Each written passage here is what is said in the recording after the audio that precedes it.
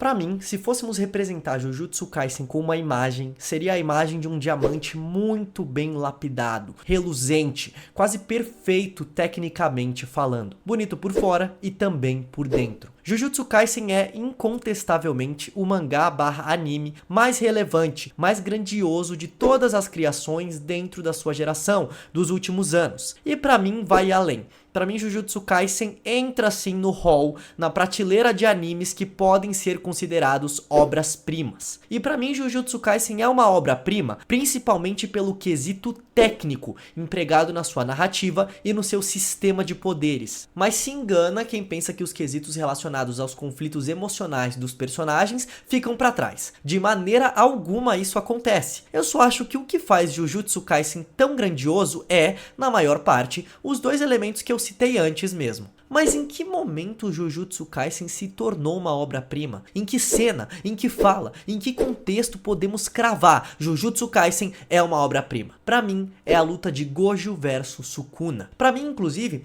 essa luta é o ápice do mangá de Jujutsu, e mesmo com ele estando ainda soltando novos capítulos atualmente, né, eu não acho que vai ocorrer um ápice tão grande quanto o que foi causado por Gojo versus Sukuna, tanto narrativamente falando, quanto em relação à reação do público. Mas por que isso?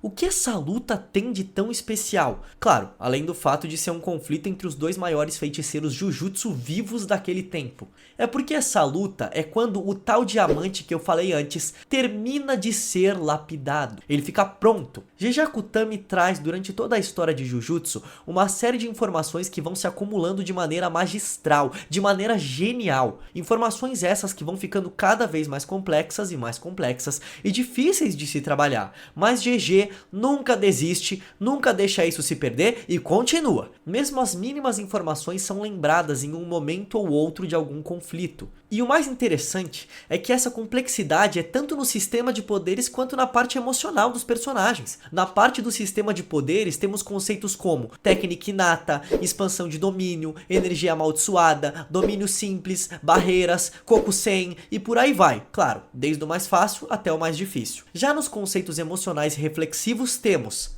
o que é viver sem arrependimentos? O que é a morte ideal dentro do mundo Jujutsu? Como é a solidão de ser o mais forte? Qual o propósito de ser um feiticeiro Jujutsu? A ideia de que o mais forte que vence sempre, independente de qualquer coisa, e por aí vai. E no meio de tudo isso, nós temos, como assim podemos dizer, duas anomalias. Dois personagens que sempre destoam dos outros nessas duas questões. E sim, você acertou. Esses dois personagens são Gojo e Sukuna. Na parte de lutas, vemos que a maioria das lutas pros dois não representa grandes desafios. Mesmo com trocentos conceitos do sistema de poderes de Jujutsu Kaisen, como aqueles que eu citei antes. Se Gojo ou Sukuna dentro de uma luta com algum oponente simplesmente usarem suas expansões de domínio, acabou de vez, ganharam a luta. Vemos isso quando Gojo luta contra o Jogo e vemos isso quando Sukuna luta contra o Mahoraga. E na questão emocional também. Sim, a gente consegue perceber nas entrelinhas que o Gojo, por exemplo, se sente sozinho muitas vezes por ser o mais forte. Sente que ninguém o entende completamente. Mas como eu falei, é nas entrelinhas.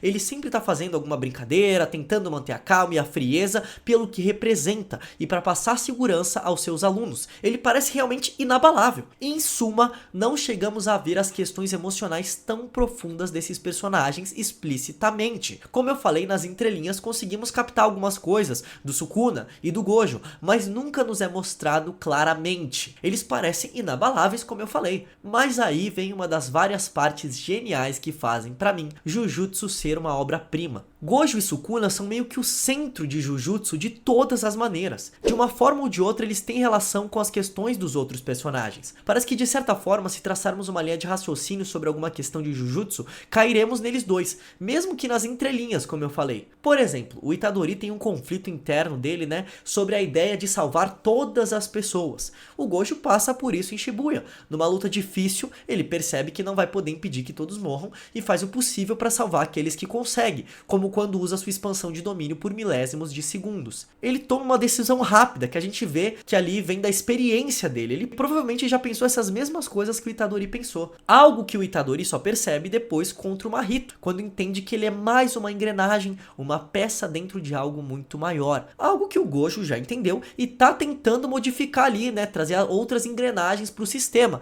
Tanto que ele diz no começo da obra que ele quer que os alunos assim sejam a próxima geração que vai questionar a Elite Jujutsu, que vai mudar as coisas. E claro, sobre o próprio equilíbrio, um dos principais temas de Jujutsu. Já que os feiticeiros têm Gojo, o poder pende mais pro lado dos feiticeiros, mas com o Sukuna entrando no jogo, a balança começa a pender bem pro outro lado. Por sua experiência, por sua ambição, por sua confiança e poderíamos dizer até tempo de vida, principalmente no caso de Sukuna, que tem 1000 anos, esses dois personagens são a representação máxima da obra. Mas o interessante é que são representações máximas da obra em lados opostos dessa balança que eu citei antes. E é muito legal a ideia de balança mesmo, porque esses dois personagens carregam um peso muito grande dentro da obra em todos os aspectos. É como se estivessem carregando todo o peso daqueles que estão do seu lado da balança. No caso de Gojo, a sociedade Jujutsu, e no caso de Sukuna, as maldições, o caos. GG vai construindo toda essa ideia a partir dos conflitos e lutas da história,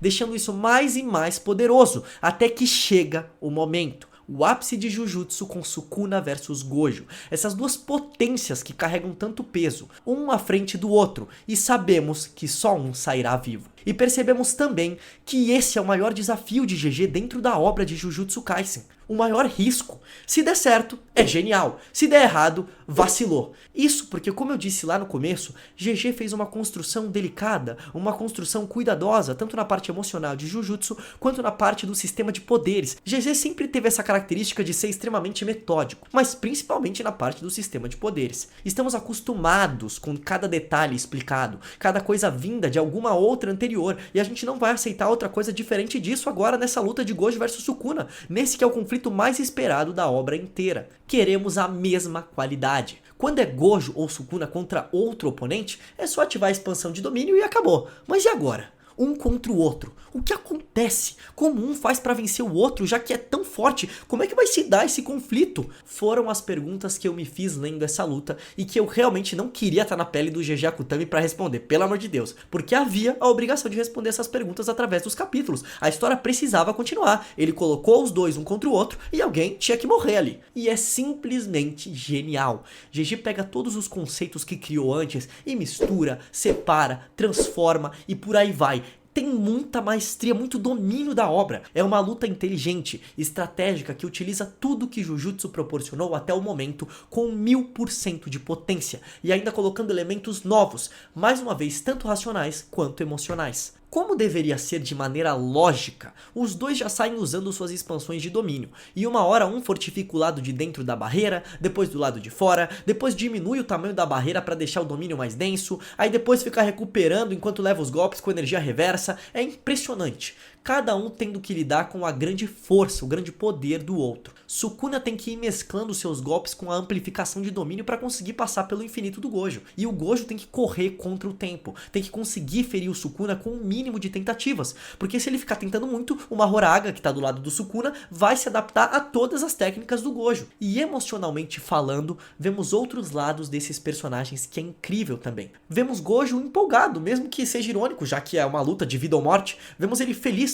se divertindo com aquela luta contra o Sukuna, porque pela primeira vez Gojo não está se sentindo mais sozinho, está tendo um desafio de verdade com alguém forte e à sua altura. E Sukuna mostrando nervosismo, mostrando pela primeira vez uma quebra daquela sua confiança inabalável, mostrando realmente medo de perder, medo de morrer. Vemos esses dois personagens que parecem sempre ter o controle de tudo, o equilíbrio de tudo, e essa é a palavra-chave, equilíbrio, tanto das suas emoções quanto dos seus poderes. A gente vê eles finalmente se descontrolarem, gente, e muito, o que nos faz nos identificar e se relacionar ainda mais com esses dois personagens, porque no final somos todos humanos. Em algum momento da vida também vamos perder nosso equilíbrio, faz parte. Depois ele volta, claro, respirando fundo, passando pela situação difícil. Mas em situações da vida complicada que nos deixam agitados, ansiosos, como no caso de Sukuna contra Gojo, que estavam ali no ápice das emoções devido à luta, mesmo o mais frio e calculista, como é o caso dos dois, perde um tanto o equilíbrio. Isso é, pra mim, mais uma vez, genial. Os dois personagens que representam a balança de Jujutsu, a disputa do equilíbrio de poder do mundo, estão perdendo seu equilíbrio, tendo dificuldade para manter a balança a seu favor. Você viu o que eu falei? GG pega a representação desses dois personagens e leva para todos os aspectos, tanto emocional, quanto no sistema de poderes, tanto na mensagem da obra e por aí vai. E isso é muito poderoso. GG faz igual o Chozo com o sangue, só que com questões narrativas. Durante todos os capítulos antes da luta de Sukuna e Gojo, é como se o GG estivesse juntando, condensando todos os elementos para no momento dessa luta jogar com tudo, todos esses elementos acumulados na nossa cara com tanta força quanto o Chozo jogaria o seu sangue. E isso dura até o final. É uma luta estratégica, pensada, inteligente, decidida nos mínimos detalhes, dividida muito bem em rounds, onde uma hora o Gojo tem vantagem e em outra hora o Sukuna tem vantagem, e extremamente convincente, mesmo com o final que já conhecemos, de Sukuna cortando o Gojo porque se adaptou e conseguiu cortar o espaço, por assim dizer, não tendo que atravessar o Mugen para cortar o Gojo, mas meio que cortando ele de dentro. Pra mim, GG Akutami passou no desafio que propôs a si mesmo. E é nesse momento que Jujutsu Kaisen se torna uma obra-prima, mesmo que para alguns uma obra-prima bem trágica, com esse momento sendo a morte de Gojo, que é o acontecimento que encerra a luta de vez e decreta a vitória de Sukuna. Mano, sendo bem sincero, fazia muito tempo que eu não via alguém com tanta propriedade da sua própria obra, sabendo tanto o que tá fazendo, com tanto domínio, tanto das questões mais básicas, quanto das coisas mais complexas e nos mínimos detalhes, mesmo que as coisas sejam explicadas mais pra frente. É uma qualidade técnica absurda, muito acima de qualquer outro anime e mangá da atualidade. Não é à toa que é tão grande no mundo todo Jujutsu Kaisen. Como eu falei, para mim, o grande aspecto para considerar Jujutsu uma obra-prima é o aspecto técnico da coisa, de como é construído, de como é feito, de como é mostrado, de como é explicado. Todos esses elementos de composição de uma história. Porque você pode, por exemplo, fazer um personagem perder uma luta de trocentos jeitos diferentes. Para mim, Jujutsu é genial não no que acontece na história, mas sim em como acontece na história. O tanto que eu queria saber como é a organização do GG para escrever um mangá, juro, qual é o processo para decidir as coisas. Ele escreve várias opções e testa, escreve uma só e vai indo e adaptando. Já imaginou sentar num café da tarde com o GG e ter a oportunidade de perguntar várias dessas coisas? É assim que eu me sinto quando eu penso nesses aspectos técnicos de Jujutsu Kaisen, eu fico empolgado. Eu queria saber desde se ele tem arquivos no PC, até se ele é mais manual, sabe? Faz tudo em folhas e cola numa parede. Talvez ele tenha um mapa mental dos poderes, assim, na parede, na frente da mesa, onde ele escreve o mangá, onde ele desenha. Como é que ele decide em que capítulo ele vai explicar o que e por aí vai? Eu arriscaria dizer que Jujutsu inaugurou um novo tipo de anime shonen, um outro subgênero do shonen. Alguns dizem até que foi além e Jujutsu nem se enquadra mais em shonen. Eu já acho que continua sendo um shonen, aquela coisa dos poderzinhos e tudo mais. E o que me deixa mais feliz, cara, é a sensação que vem quando eu tô lendo ou assistindo o anime de Jujutsu. Porque eu me sinto do mesmo jeito de quando eu assisti e li Hunter x Hunter, que também tem um cuidado, uma genialidade, uma atenção nos mínimos detalhes sem igual. Como eu queria que esse mangá voltasse logo, cara. Meu Deus, por favor, Togashi, arruma essas costas aí, meu filho. Mas enquanto não volta, vamos curtindo Jujutsu Kaisen mesmo, que tá ótimo. Que tá bem ao lado de Hunter x Hunter na prateleira de obras-primas dos animes / mangás. Se você gostou desse vídeo, não esquece de deixar o seu like e deixar aqui nos comentários se você também acha que Jujutsu Kaisen é uma obra-prima. Valeu e até!